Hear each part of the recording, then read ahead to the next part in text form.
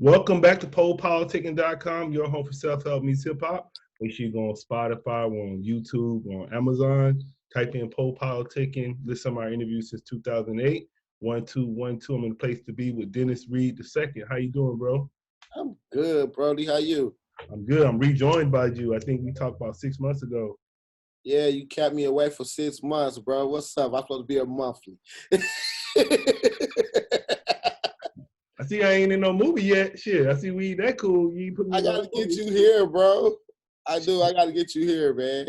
But I see, I think last time we talked, man, I don't think COVID was popping like it was. Nah, it was probably out here. We just didn't know it was out here. So how everything like I know you still doing films and stuff. So how have you adjusted to filming during the COVID? I did one film during the COVID, and it's called He Said, She Said. We actually, it's an editor right now. I was on the phone with the editor on the Zoom with the editor before I hit you up.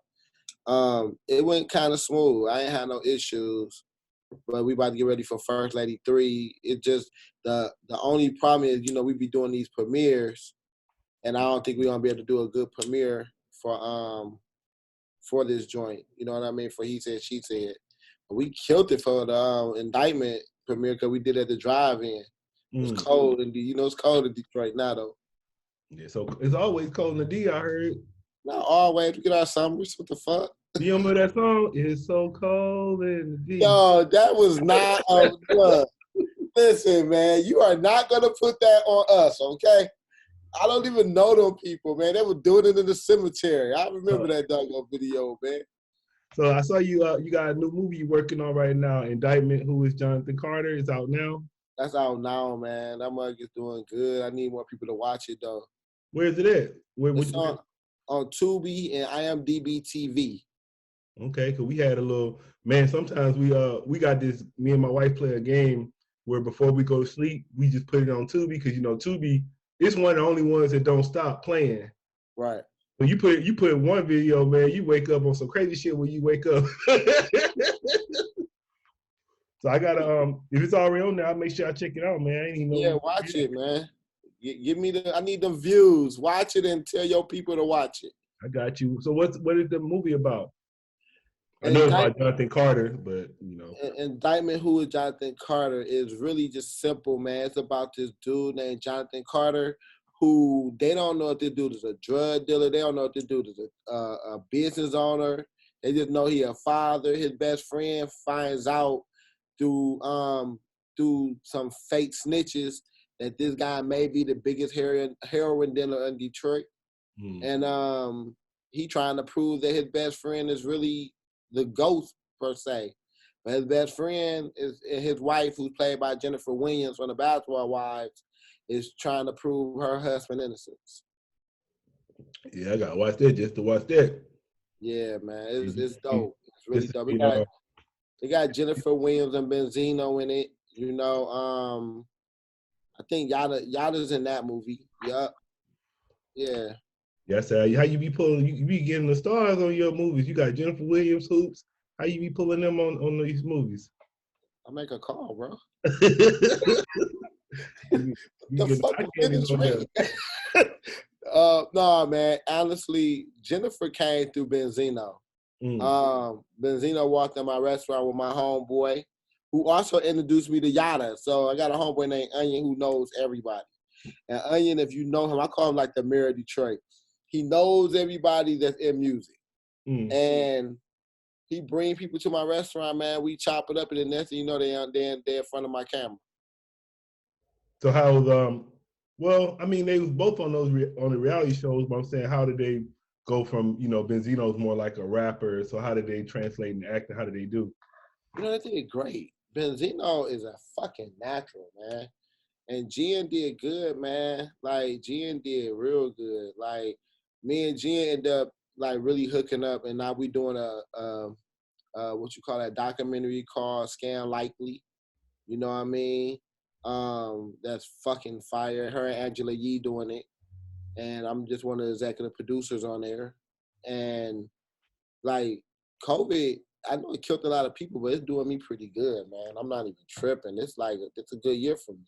Yeah, a lot of people, I mean, a lot of creatives are saying like it's kind of just giving you more time to create. Yeah, it's giving you a lot of time. Only fucked up part though, Poe, is like with Tubi, for example. You know, they're ad ran movie channel. You know what I mean? So a lot of people weren't buying ads. So like 3 million people seen my damn movie, but I was only paid for like 100,000 people. You know what I mean?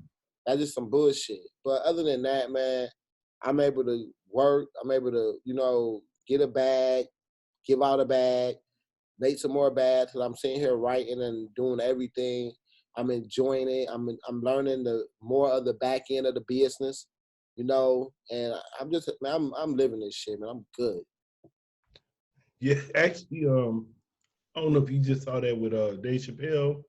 He got Netflix to take off his Chappelle show because he was saying he said, well, I guess it's on HBO Max and the CBS show, but it's on Netflix. So Chappelle got them to take it off because he said he never got paid for that. So I'm like, damn, they just been showing that shit all this time and he ain't never been getting paid for it. Yeah, That's crazy. yeah. And Dave Chappelle is a heavy hitter, man. Yeah. So like if he started making noise, lawyers come with them noises, so people they respect his voice per se. You know what I mean? But COVID, that's not bad, man. COVID taught America a lot of stuff about America, man. Huh. I'm saying then you was talking about your other movies coming soon, The First Lady 3. Yeah, I'm excited. I'm excited about First Lady 3 because we got Hoopz back. We got Jack Thriller in it. We got Andre Drummond in it. We got some people in there, man. Then we got our KDZ and Lee Master Spradlin and Julius Gregory. We got all of them in it. So I'm excited, man. We just had everybody fly out to Detroit 2 weeks ago to do the table read, and that shit was great. Then I got my new movie about to drop next month called He Said, She Said. That got JuJu in it, and JuJu, man, if you know, JuJu, like the I call her the Cuban princess, man. That's my sister now. Like it's funny, like this year, I got 5 sisters already, but I adopted 2 more with Jennifer and JuJu. Mm-hmm. Yeah, I would say even like I remember like back in the day, like them skits she used to do with Cam was funny. They used to do them skits all the time. This shit was funny, so I already know she probably got some acting in her. JuJu brought it, and then she just did True to the Game too. You know what I mean? So JuJu trying to get her acting on, and she's good, and then she good people. Like I had somebody else that was supposed to play that role before her, and we didn't vibe right. You know what I mean? So God was like, okay, I got you, Dennis. And I'm about to give you somebody better. And he like took the other person away, gave me JuJu, and like as soon as JuJu got here, was like, I don't never hang out with my cast like that. Man, JuJu and her cousin Tito had us out every day eating, tripping out, having a ball, just like real family shit. So I had a ball with it. This He Said, She Said was the best set I ever had ever. We had some good sets. Yeah, I think you was talking about this a little in a previous interview, but just go over your creative process more when you're making the movies. Like, are you writing it or are you getting the script? Like, how does everything come together? I write my shit. So I wrote all my movies that I've done to date, but now I'm buying scripts with my company called Homestead Distribution Company. I shouldn't say my company because it's really not my company. I work with them, but I'm able to green light some scripts now. You know what I mean, for us to produce and put out. And we just got 2 Essence bestsellers and New York Times bestsellers, Keisha Irvin and Brenda Hampton. We just got their movies and about to do their shit. Then KDZ got a movie coming out, about to do his shit. It just we working right now, man. Like God is so good, man. I'm enjoying this. Like I hear everybody talk about how bad COVID is, but we are really enjoying this. And I would say, have your movies ever been on like BET yet? No, because BT don't give me a big enough bag. Yeah, because So I was just trying to ask because I see like, man, them movies on Lifetime be garbage. So I'm trying to figure out like why your movies can't be on like television. You know what I'm saying? The movies on Lifetime just be. all right, so let me break it out to you. Right, here's the math. Right, you get BET your movie. BET gonna give you between $50,000 and $100,000. Right, and they gonna have the licensing rights to your movie for like a year. Right, but if you somebody in my position that I just give it to Amazon Prime, IMDb TV, and Tubi, right? I'm gonna do like 300,000 that year. So if I give it to BET just to say I'm on BET, I'm gonna lose 200,000. Doesn't make sense for me. I don't need to be on BET. Got me? Yeah, I'm just trying to figure it out. I'm like thinking, somebody trying to. So if somebody was trying to get into the game, like, it's already a couple of people I know that's like trying to make films. So they're trying to level up in the game. What should they do? I would say it depends on your cast. If you spending a mint on the cast and you just want to get your money back and you're able to do a BET and they give you a better deal than 100,000 for that year, and you only pay like 50 or 60 or maybe 100,000 on you just want your money back, then do it. But if you got faith in yourself, go to independent writer and do the IMDb TV and do the Tubi and the the fuck Amazon Prime. You do them. You're gonna make more money, man. You just gotta trust yourself and you gotta promote your shit. You know what I mean? So you gotta get on good podcasts. You gotta pay a little bit of money for these advertisers. You gotta do all that shit. You gotta trust you, and that's how you gonna make your money. And who would you say who are some of your top movie producers of all time? All time, like independent or just period? Shit, you can go both ways if independent and the other way. Well, you gotta think like you got the big boys like Tyler Perry, Spike Lee's, and even the white boys, Bronkheimer and all of them. But when you talk about that independent movie game, you have like, of course, like a Master P, who people probably don't really understand how much I got the hookup made for him. You know what I mean? It sound crazy, but dude made a real good bag off I got the hookup. How much they say he made? Estimated. Shit. I mean, we can look it up. I'm pretty sure he probably only made that movie for probably like at least maybe $200,000-$300,000. And to date, I got the hookup. I got the hookup probably made a good 10 million at least. Worldwide. Because I know what First Lady 2 and First Lady 1 and 2 did, and I got the hookup. He probably did about 10 million, bro. Probably like 200,000. But like independently, you got people like my homeboy T from Moolah Films that fucking kills the game. Then me, of course, I'm gonna put me in there. You got, Al Nuke, the big bro in Atlanta, who's from Detroit. You got BZ. Like Detroit right now is so high up on everybody's list when it comes to independent movies. Everybody talk about what we doing here in Detroit because you got like 2 of the top 5 dudes here that's making the most money independently. So when you got us 2 here and we giving y'all fucking fire 3 or 4 times a year, what else can you ask for, man? Yeah, I was gonna say, I would say, I know like with the like say like the mainstream movies, they have this big budget. They'll have like $200 million to make a movie, but then the movie don't sell at all. So I would say, just far as with independent, how is that like making sure your budget, making sure you make profit off the movie? Do you kind of think all that out before you even start the movie, or is that like make the movie then figure that out later? No, you think about all that beforehand. We business people. You know what I mean? So I already know if I'm gonna spend 50, I'm gonna make at least 2 million. That's how I look. You know what I mean?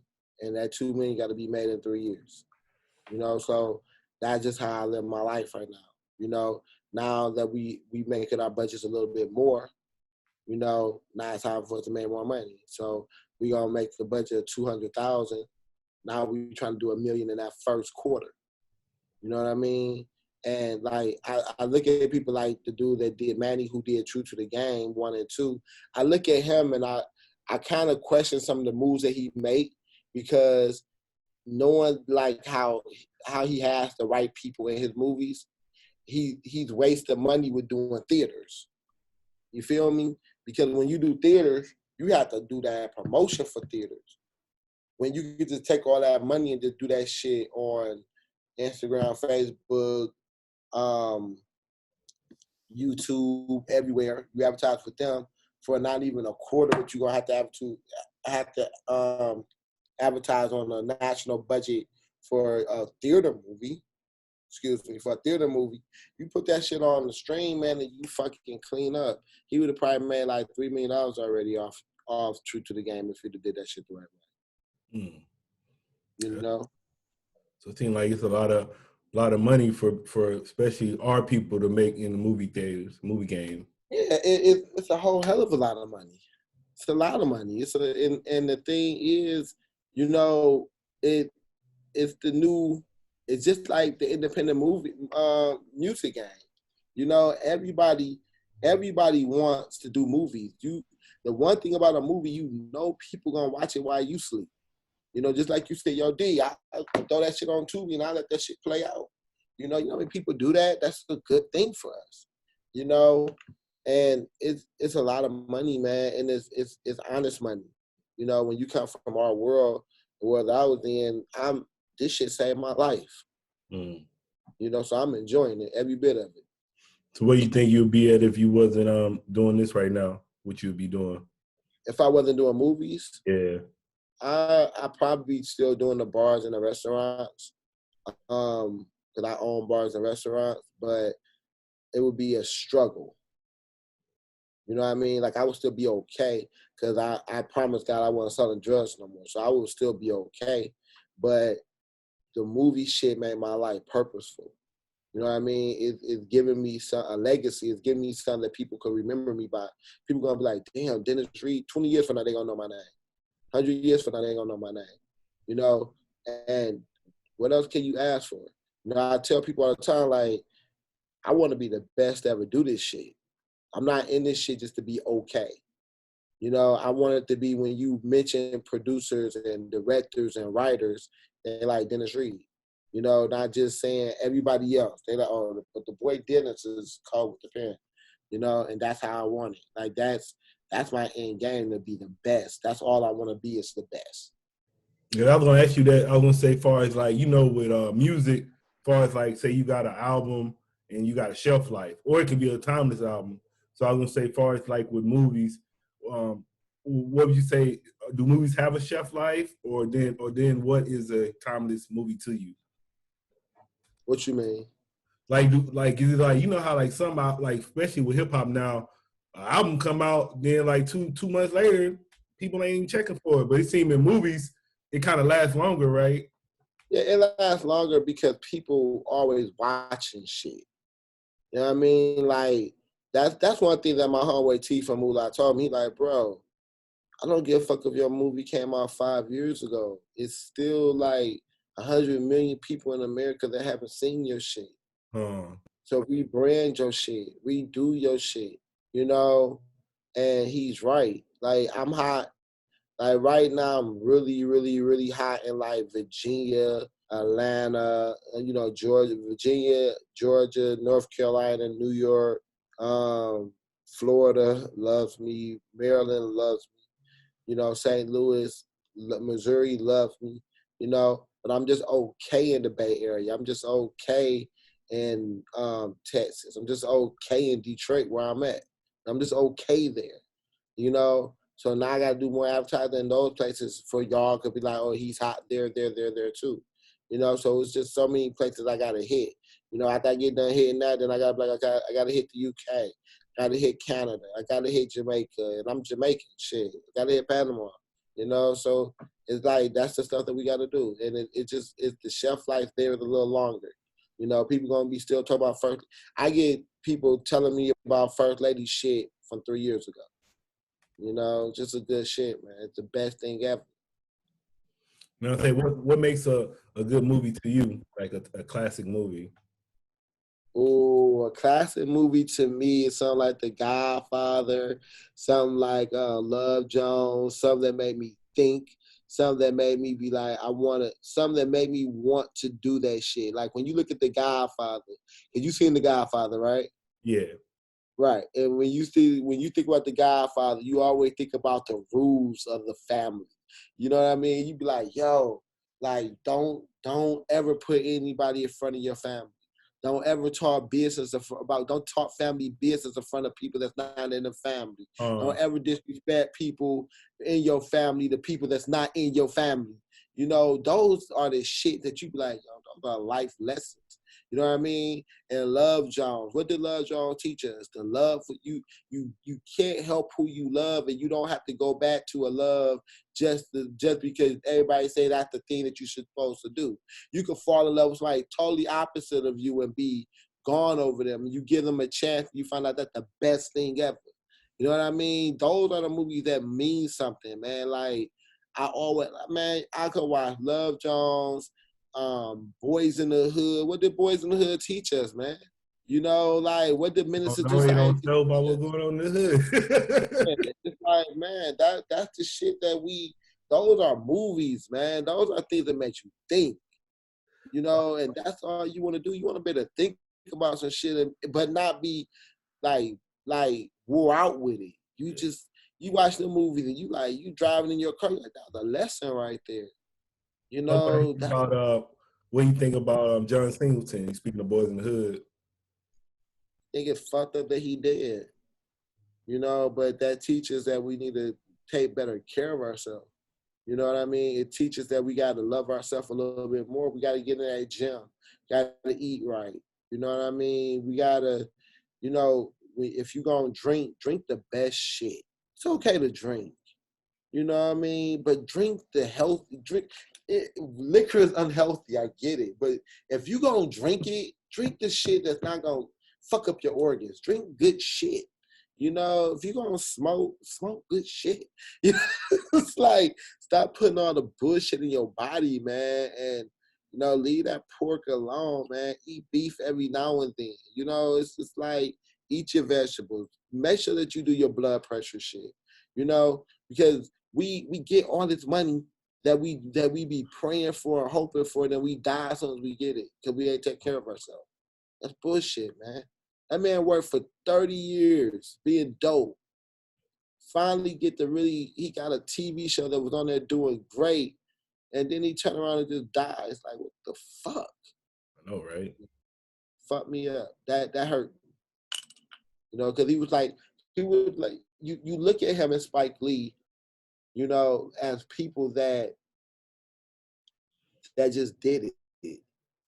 You know what I mean? They didn't they probably went to school for it and all that, but you seen them and you knew that you could do it. Watching them, you say, damn, I can make a movie. You know what I mean? And that shit means something. Like that's why I think I like who I am right now, because when you look at me, you like, yo, that nigga making movies? Him? That nigga? You like, yo, nigga. If that nigga could make a movie, I could make a movie. You know, and that shit means something. You know, and who don't want to be an inspiration for other people, man? You know, you want to be an inspiration to people, and that's all I want to be. I like when kids be like, what do you do for a living? I pull up in my car, and the drug dealer nigga pull up in his car. We got the same car. And they like, yo, what do you do? You sell drugs? Oh, man, I write. You write? Yeah, man, I really write. I write stories. And they be like, you write? No, do I write stories? I write that shit. And kids would be like, what? And next thing you know, they ask you questions and you changing their life. You know, who in the hood you knew? You from the hood. So how many people from the hood did you know were doing podcasts? Shit. None. You know what I mean? Only thing we ever hear about is niggas hooping and selling dope. That's it. Playing football. That's it. Now you like, yo, I'm doing movies. They like, what the fuck? How do you do that? They see you with Jen, they see you with JuJu, they see you with Benzino, see you with Jim Jones, they see you with the people that they respect so much. They like, them your friends? So them my niggas. They're like, but you don't even smoke weed. You don't even really drink. Like, no, I don't. But I'm making people hot. I make them relevant. Like, that's what we do. And when you tell a kid that they get geek, like, man, that shit great. Then next thing you know, they writing. Oh, yeah. And that means you did your job. How old were you when you started writing, like, movies? I started writing books in 05. I was selling drugs before that. I got shot up April 20th, 05. I told God I wasn't doing that shit no more. And then my first book came out, like, I got shot in April. My book came out like in like November. And it was like book, then plays, and then movies. That's exactly how it went. That was my timeline. What was the books you was writing? I wrote a book called He Said, She Said. Okay. I call that. You coming out with the movie now? Yeah, He Said, She Said. Actually, it's funny because it's literally right here, right?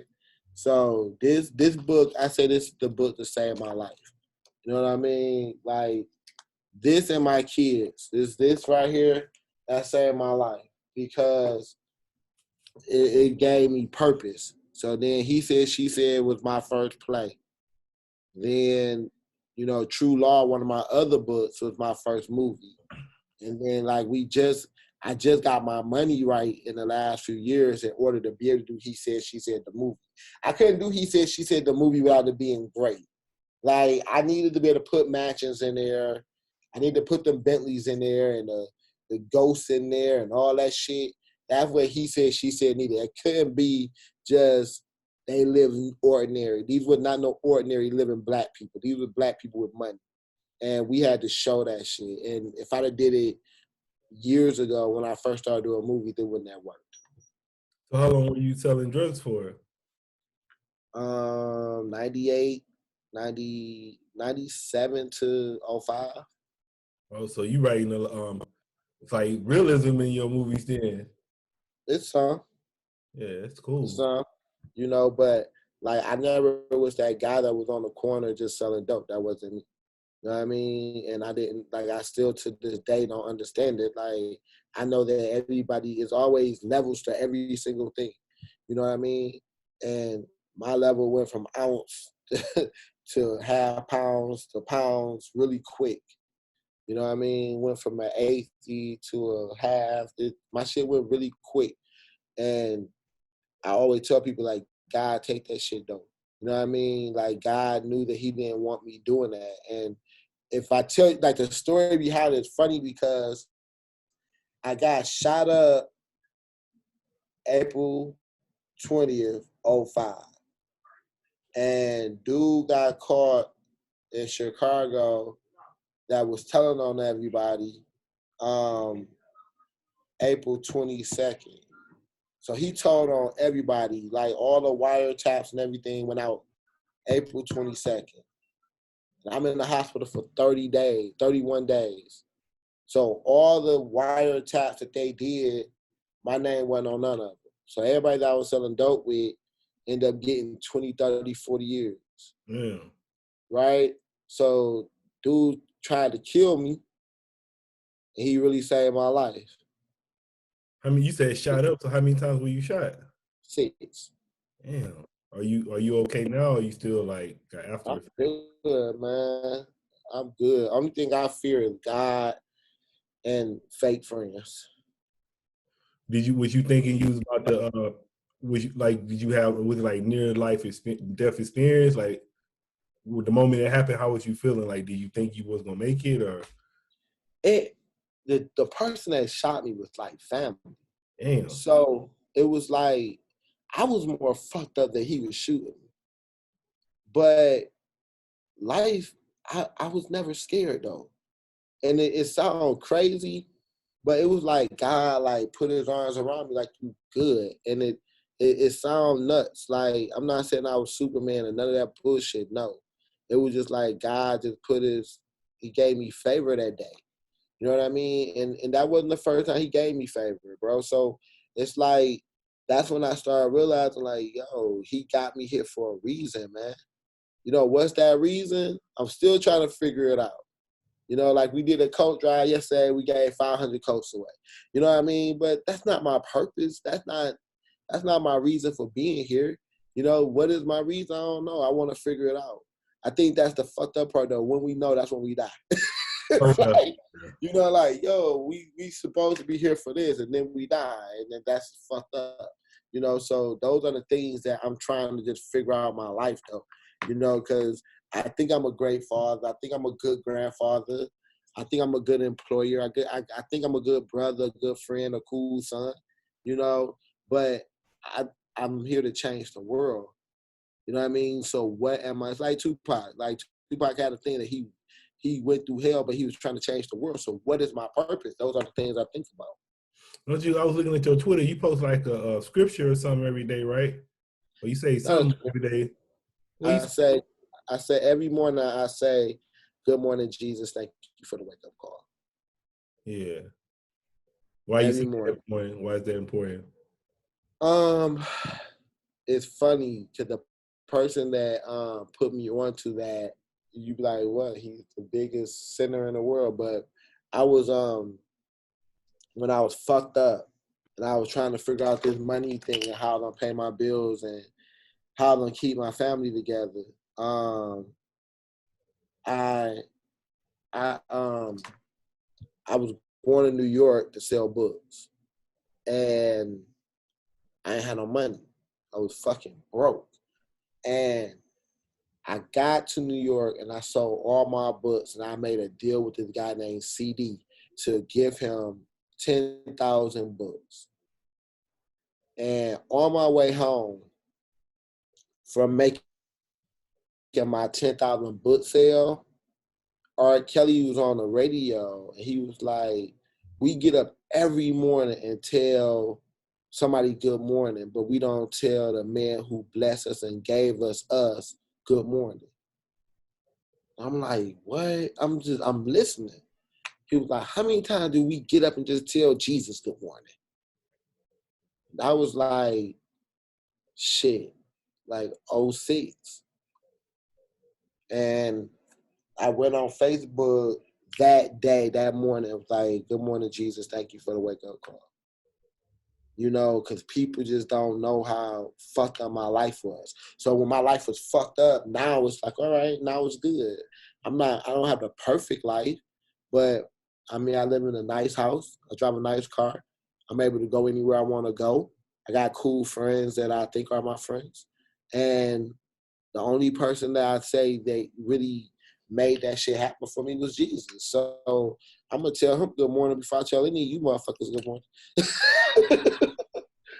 That's what happened. Well, I'm saying, so, but what would you say is, so what is true happiness and success to you? I want to be a billionaire, seriously. And I want to be able to give this world more than what it gave me.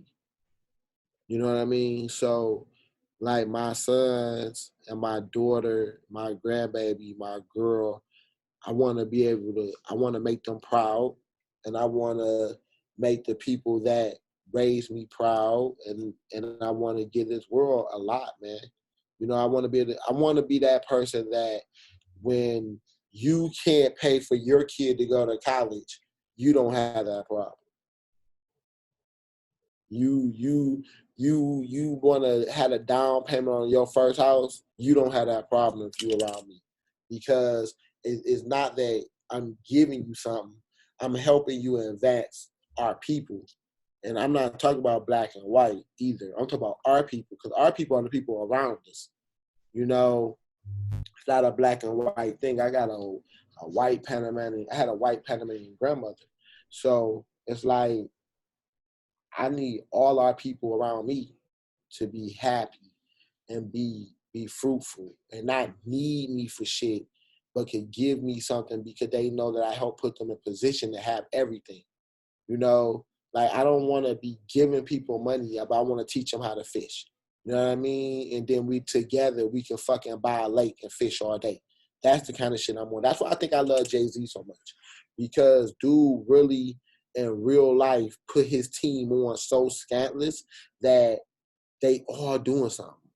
Him, LeBron James is another one. All his team is doing something. They're not just handouts. They fucking working. You know, and when your team work like that, dog, you have a good life and a good team. You don't have to worry about the bullshit, man. No haters around me. That's all I ever asked for. Are you gonna make a movie about your life? No. Why not? Because at the end of the day, man, I don't ever want people to think that this shit is real. Like, if you sell drugs, you're gonna do one of three things. And not many of us beat them odds. You feel me? So I don't want to make it like, yo, I'm one of the people to beat the odds, and you could do it too. No, because your ass gonna fucking get killed, or your ass gonna end up in jail, or your ass gonna end up on no dope. You know what I mean? And I don't want people to think because I escaped it and I was blessed with it that shit can happen for you, because that shit 9 times out of 10 ain't gonna happen for you. You know what I mean? When that nigga put that gun in my face and pulled that trigger, you know, that wasn't nothing but God saying, no, I got him. This one of mine. I'm not fucking with you. I'm not letting you take him. You know what I mean? And I don't want people to think that that's going to be your life because we burying too many of our people. You know what I mean? Like, I don't even, like, my thing is, I don't have a problem with what people do. I have a problem with how we killing each other. And then, like, I look at when people be leaving comments on my movies and shit, they be like, just another drug story. None of my fucking movies are just like really drug stories. They might have a drug part, but they're not drug stories. They are really like movies that make your ass be like, yo, these motherfuckers live a little differently. They do things a little differently. Like the drug dealer that I always idolized with the drug dealer you didn't know. He was the politician. You know what I mean? He was that guy because he was the pastor. Because them the niggas that bring that shit here. Like, people don't get it. Like, that nigga that just riding around in that Range Rover, I didn't idolize him. I idolized the motherfucker that was bringing in the Range Rovers with the dope in the Range Rover. That was my idol. You know what I mean? Not the nigga that was just riding around in the Range Rover. He got a nice house, got, you know, but he getting indicted. They don't indict the people that, you can't indict what you don't know. That was my idol. And everybody don't have those same idols. You know? So it is what it is. Yeah, man. And what would you like to say to your fans and supporters? Y'all the shit. Y'all so dope, man. Y'all dope. I appreciate every view, every share, every comment, every blessing. Every time you tell me you want First Lady 3 and hurry the fuck up, or every time you tell me that you want Indictment 2, or I declare war the second season, that shit means everything to me.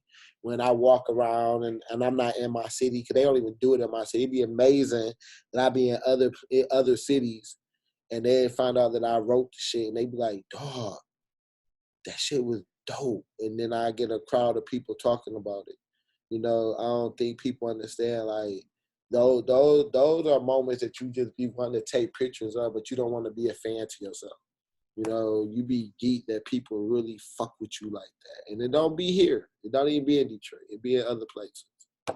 So fans, I love y'all. I thank y'all, man. Y'all the dopest fans in the world.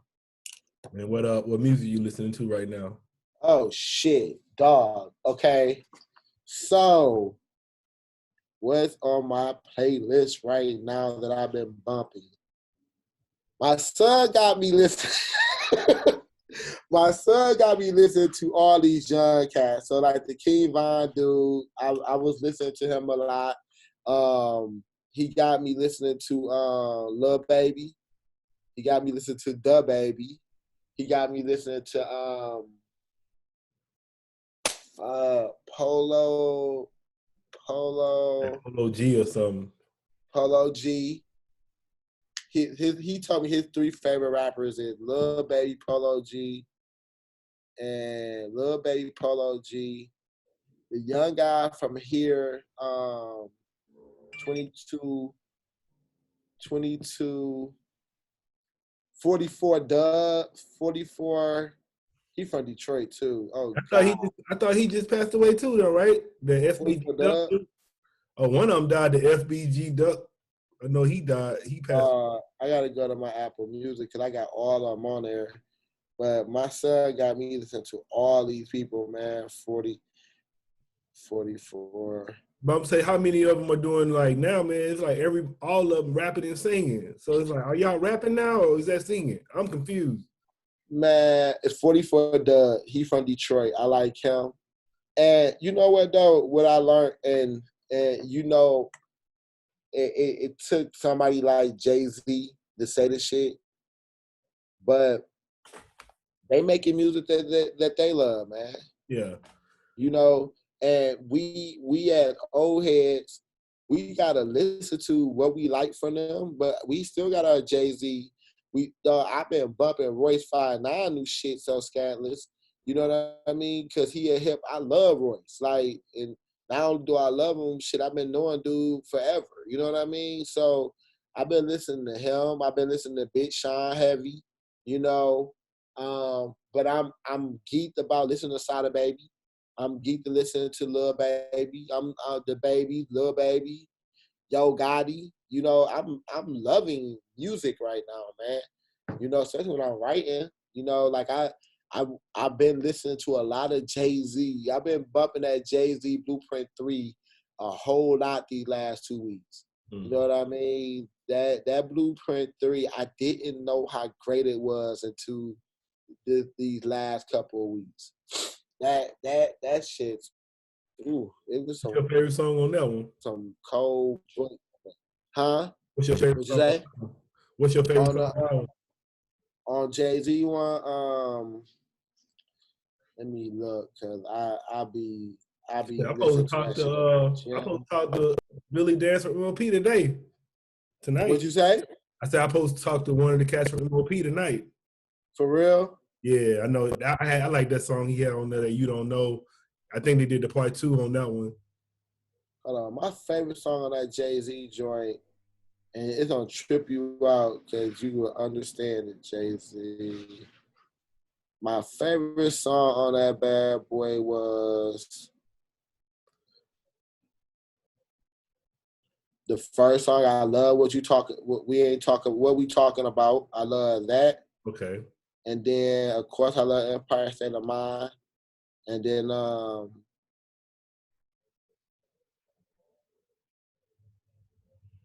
to the next one. I love that song. And then number 9 was probably my favorite song with J. Cole, the Star is Born. I love that shit. Love that.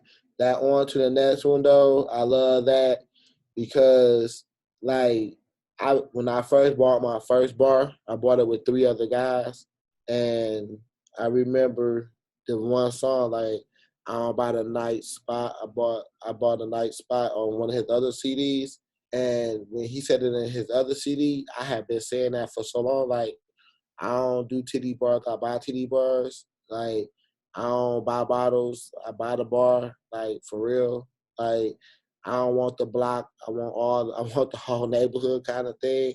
That just always been my frame. But I mean, I think that's a Sagittarius state of mind. You know what I mean? Because we always want it all, and we want like I just think differently. Like I tell Jennifer all the time, I'm like my friends dream different. You know, like when you a kid, you just want that big house that you see like in your suburbs. you don't really think about them big ass houses that's somewhere else because you ain't never seen it. You can't fathom it.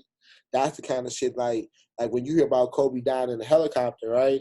You're like, why the fuck was he in the helicopter? Because he didn't like traffic. He was saving time. Time is money. Like he would say, you know, and that's the thing, you know, and that's how I always thought. Like, I'll hop on a helicopter in a minute and shoot to Ohio for a minute just to work. And that's the shit that I always wanted to be able to do, you know. But that's God just saying, yo, we elevating you. And I never thought about doing no shit like that until I first heard Kirby doing that shit. Like one of my son's games, I went on a helicopter, you know, I'm saving like 3 hours of a fucking drive, you know. But you still using them now? I haven't been on one since Kobe died, but I will in a heartbeat because them shit safer than cars. You know, it just is what it is, man. Shit happens. Like, I think what people don't understand is when it's your time, man, it's your time. God take care of that. How it happens, you know, and we can't live our life in a bubble thinking not to enjoy this shit. If you able to hop on a helicopter, you motherfucker hop on a helicopter. Shit. You know, the fuck? How many people died in Porsches and Range Rovers and all that shit? No, in regular car accidents. How many people? Man, it was crazy. One day I was reading in the news. I was watching the news. A guy died just sitting at the corner walking. He was waiting across the street, and another car just hit him like that. So shit. And you gonna start walking down the street? That's what I'm saying. So it's like, you know, we be so quick to say what we not gonna do. You can't do it because you can't afford to do it. If your money get right, you gonna be like, I'm about to take the private plane. Like, no, you're fucking not. But it like I used to be like that. I'll never forget my son mother, man. She had an older son, and we had a son together, and I had a son, right? So she had her son, we had a son, I had my son. And she used to give her son money. Like his dad would pay child support, it was like $100. She would give him the $100 and then still buy him like 3 pair of shoes a month. And I couldn't afford to buy my son 3 pair of shoes a month, right? And I'd be like, why are you always buying him shoes? Why are you doing that? And you're gonna give him the whole child support? I was such a bitch. I was a hating ass bitch. but you know, the money came up a little bit. And Cameron asked me like, I'm about to buy some shoes. I'm like, okay, you got your debit card, use your own shit. You know, I'm trying to figure out what kind of karma about this kid. Like, I never thought that was gonna be my life. But that's all God, man. You know, people don't even get, man. I'm so thankful for everything that I have, man, because I know where it come from, and it come from a good place. Like, I want to be able to give more. Like, I feel like I made $3. If I could give away $1 to make our world better, that's what the fuck I'm doing. Because I don't go to church no more. So that's my time to offer when I go and do something for other people. You know what I mean? Because I don't know if it's a heaven or hell, but I'm a live this life like it's a heaven, and I'm gonna do everything I can to get there. You know what I mean? So I'm doing whatever I can to make this little world that I'm in a little bit better. You know? So yeah, I'm happy. One of my boys was saying that he was like when you're in the streets, you gotta look over your shoulder, but if you're doing something positive, you ain't gotta worry about that stuff. So it's much better. It's a different look, man. Like it just, man, street shit is cool. The money is great. But when you just doing shit the right way, when you just doing it the right way, it's just a different feeling, man. To know that you helping your community and not taking from it, it's a different feeling. Like who don't want their mom to be proud of them? You feel me? Who don't want their kid to be proud of them? That's how I look at it. Who don't want their girl to be proud of them? You know, like you don't want to be like the first mayor of New York died yesterday. The first black mayor of New York. I think he's the only black mayor in New York, right? He died yesterday. He spoke at my uncle's funeral a few years ago. That's one of my uncle's closest friends. Mm. And I remember when he walked in the funeral, everybody was whispering. I'm like, yo, that's how I want to be. I want to be, when I walk into a building, I want people to be like, and they not saying he a fucked up bad person. I want them to be like, yo, he that guy that wrote this. He that guy that directed this. He that guy that did this for the community. He that guy that's a good father. I want every girl to be in that bitch like, I want to fuck the shit out of him. That's the shit that we want in life. That's what we want. And that's what all it is, man. That's what I'm working for. I want to be the person that they whisper about, and it's not no bullshit. You know? So, you know, yeah, we don't have to look over our shoulders no more, but we kind of do, because there's a lot of haters out here, but you don't have to do it as much. All right, man. I want to say thanks for coming through politicking with me. Man, I love your motherfucking show. Yeah, I forgot. DM me your address, man. I gotta send you a shirt. I forgot you asked about a shirt last time. I gotta send you a shirt. All right, I'll DM it to you ASAP. Yeah, I wanted to be in some movie on the low though. Just have to like wear it. It could be the person getting shot. I don't care. Nah, bro, I ain't killing nobody in your shirt. I had somebody at the school talking in your shit though. All right, well I got you. I'm gonna send you one. Yeah, just DM me your address. I got you. Man, I appreciate it. I wear 3X too. Don't be. Somebody just sent me a pair of small jogging pants. I'm like, bro, my baby can't even wear that shit. I wear 3X too. So shit, I know how it be. Yeah, give me a 3X. You be trying to be like, oh, I can wear that 2X. 2X be looking crazy. You watch it that one time, and it's a wrap, man. It's a wrap. What's your social media again? My social media is Dennis at Dennis DENNIS Reed REED, and then there's 2 I's after the D, and then of course on Facebook it's just Dennis Reed, and then on Twitter it's Dennis R121475, I believe. That's it, man. I think that's it on Twitter. I don't even really I post on Twitter just in the morning. No, on Twitter it's just Dennis Reed II too, man. Everything is Dennis Reed II. Got any shout outs? Any shout outs? Yeah. Man, of course. I want to shout out my staff, man, at Mighty Wing Shop and at the bar at Comfort Zone. I want to shout out the dopest fucking publicist in the whole world, Dove. And shout out my cast from First Lady 1, Indictment. He said, she said, I declare war, true law. Shout them out because they're my motherfucking people.